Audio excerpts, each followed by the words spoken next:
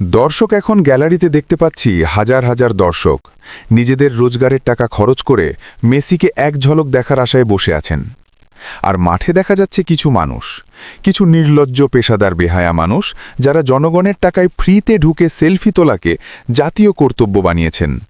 আজকের খেলাটা একটাই প্রশ্নে দাঁড়িয়ে, জনগণের টাকায় জনগণকে বঞ্চিত করা যাবে কিনা। দর্শক বসে আছেন মেসির অপেক্ষায়, আর অ্যাঙ্কাররা চেষ্টা করছেন কিছু বলার, কিন্তু কি বলছেন, কেন বলছেন, মাঠে কি অনুষ্ঠান চলছে তা মাঠের লোকেরাও জানে না, আর যাদের দিয়ে অনুষ্ঠান চলছে তাদের চেনার সৌভাগ্যও কারো হয়নি। বলতে বলতেই দেখা যাচ্ছে কিছু মন্ত্রী আর কিছু মন্ত্রীর কয়েকশো আত্মীয় একসাথে মাঠে ঢুকে পড়লেন। অ্যাটিটিউড এমন যেন মাঠটা ভোটে জিতে নিয়েছেন। দর্শক অপেক্ষা করছেন কখন মেসি আসবেন, আর মন্ত্রী রিলেটিভরা অপেক্ষা করছেন কখন মেসি আসবেন আর কখন তারা ঝাঁপিয়ে পড়বেন। মাঠে দেখা যাচ্ছে কয়েকশো পুলিশ। মজার বিষয়, তারা দর্শকদের ঘিরে নেই, নিজেদেরকেই ঘিরে রেখেছে।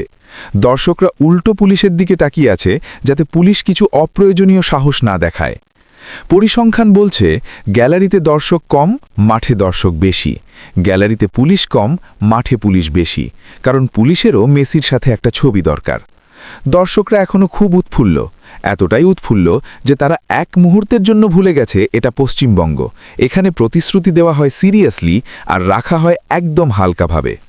হঠাৎ খবর এলো মেসি নাকি 5 মিনিট আগেই মাঠে এসেছিলেন।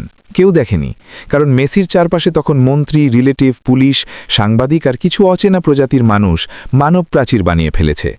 মেসির চারদিকে দেখা যাচ্ছে 250 থেকে 300 জন বডিগার্ড। মাঠের ভেতরে জনগণের টাকায় চলছে সেলফির মহাযজ্ঞ। লজ্জা আর বিবেক দুটোই আজ ছুটিতে। এই প্রথম ইতিহাসে দেখা গেল মেসি ডিফেন্ডার ভেদ করতে পারছেন না। যাকে বিশ্ব ফুটবল আটকাতে পারেনি তাকে আটকে দিল আমাদের দেশি ডিফেন্ডাররা। আরও ঐতিহাসিক দৃশ্য, মেসির নিরাপত্তার লোকেরাও মেসির সাথে ছবি তুলছেন। সুয়ারেজ ছবি তুলে দিচ্ছেন, আর কেউ কেউ ঠেলে বলছে, সরুন, আপনি তো রোজই দেখেন। মানুষ ঠকানো চলতেই থাকে। এখানে ঠকানো নতুন কিছু নয়, তাই কেউ বিশেষ অবাকও হয় না।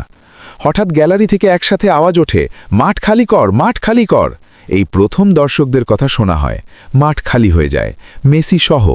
মাঠ খালি হওয়ার পর নেতা, মন্ত্রী আর তাদের আত্মীয়রা ধীরে ধীরে বেরিয়ে যান। যার জন্য এইসব হলো তিনি নিশ্চয়ই বলবেন তদন্ত হবে। তদন্তের রিপোর্ট কবে আসবে সেটারও তদন্ত হবে। তদন্ত চলতেই থাকবে। দর্শক রেগে যায়, ভাঙচুর শুরু হয়, দর্শক ভেতরে ঢুকতে চায়। এই প্রথম পুলিশের ঘুম ভাঙে, লাঠিচার্জ শুরু হয়, কারণ দর্শকদের রেগে যাওয়া একদমই উচিত হয়নি।